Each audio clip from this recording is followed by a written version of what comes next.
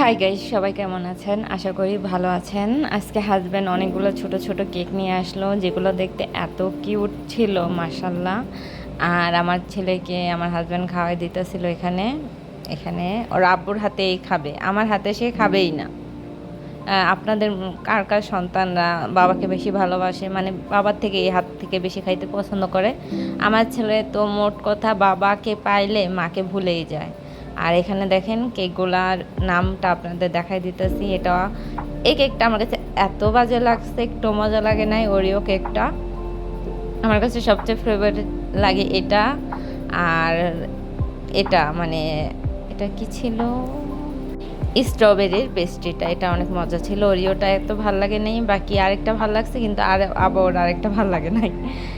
দুইটার মানে চারটার মধ্যে দুইটা ভাল লাগছে, দুইটা ভাল লাগে নাই। তো আমার ছেলে একটা খাইতেছে, আরও একটা হাতে নিয়ে বসে আছে। দেখেন কি একটা হাসি দেয় মাশাল্লাহ। তো ওর আব্বাকে বলতেছে এটাও খাওয়াই দিতে, তো ওর আব্বাই চলে গেল, ওর আবার পিছনে পিছনে যাচ্ছে। আসলে সন্তানরা এমনই, বাবা মার যেখানে যায় সেখানেই বাচ্চার সাথে সাথে থাকে। আর এগুলোই মিষ্টি মুহূর্তগুলোই এনজয় করি আমি।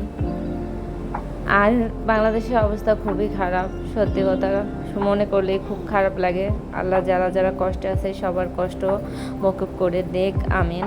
আর আপনাদের ওখানে কি অবস্থা?